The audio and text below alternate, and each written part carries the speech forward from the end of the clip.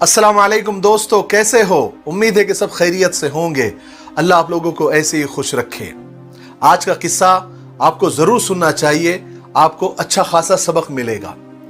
किसी मुल्क में एक बादशाह रहता था और वो खुश रहना चाहता था। वो अंदर से टूटा हुआ था और खुशी की तलाश में वो मारा मारा फिरता था। उसने बहुत सारे दानिश्वरों सियानों की मदद भी ली, लेकिन खुशी का फार्मूला उसके हाथ नहीं आया। वो एक मर्तबा एक पहाड़ पर चला गया। उसकी मुलाकात एक दरवेश से हुई। उस दरवेश के दो ही काम थे, रोजाना सूरज को निकलते हुए देखता और सूरज को डूबते हुए देखता।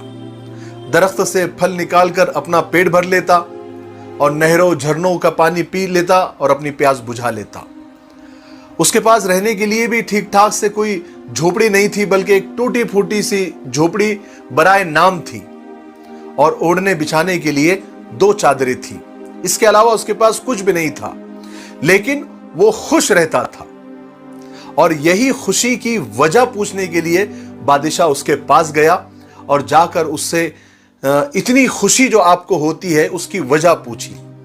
तो दरवेश ने जोर से हंसा और कहा कि मैं इसका जवाब आपको महल में आकर दूंगा, तो आप मुझे महल में लेकर चले।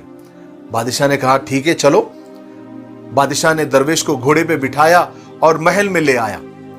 महल में आते ही दरवेश ने बादशाह से कहा कि किसी जरूरतमंद को आप बुलाइए। एक जरूरतमंद को ढूंढकर महल में लाया गया। जैसे ही जरूरतमंद महल में आया, दरवेश ने बादशाह के कान में कुछ कहा। फौरन बादशाह ने हुक्म जारी किया, जरूरतमंद को बुलाया और उससे कहा कि मैं तुम्हें इख्तियार देता हूं कि तुम मेरी सल्तनत में दौड़ लगाओ और सूरज गुरूब होने तक तुम जितना दायरा जमीन पर भागते भागते बना लेंगे उतनी जमीन तुम्हारी हो जाएगी। लेकिन शर्त यह है कि तुम जहां से दौड़ोगे सूरज डूबने से पहले तुमको वापस वहीं पर आना होगा। जरूरतमंद ने कहा कि ठीक है, मैं शुरू करता हूं।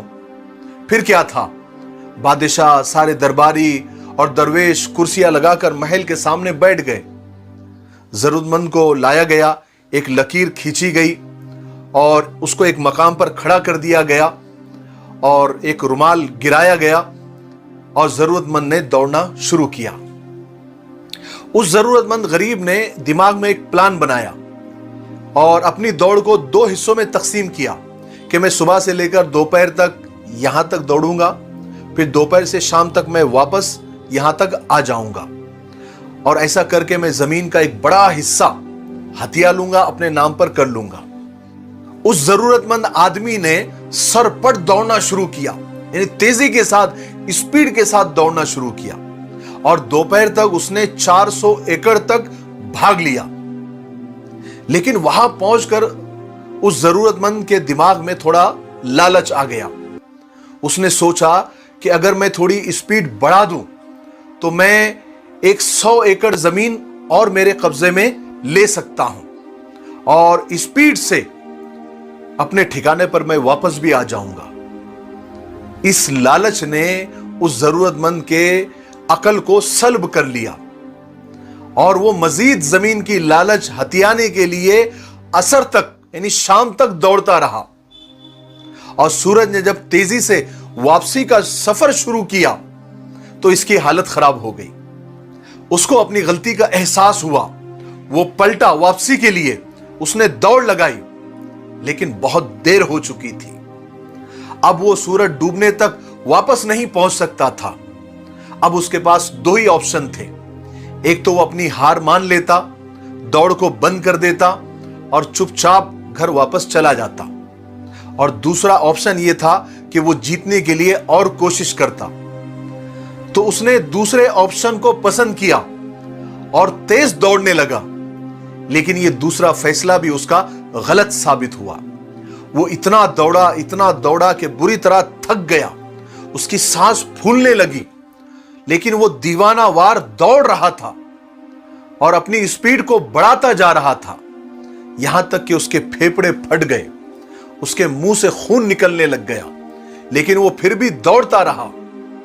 आखिर वो बादशाह तक पहुंच गया लेकिन वो इतना थक के चूर हो गया था कि बादशाह के सामने आते ही उसने एक लंबी हिचकी ली और तड़पा, गिरा और तड़प तड़प कर मर गया।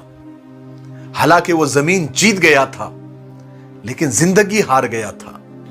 दरवेश अपनी जगह से उठा और जमीन पर गिरे हुए उस शख्स के पास आया और अपने हाथ से उसकी खुली हुई आंखें बंद की और बादशाह को बुलाया और कहा, बादशाह सलामत, लालच के व्यापारी कभी खुश नहीं रह सकते।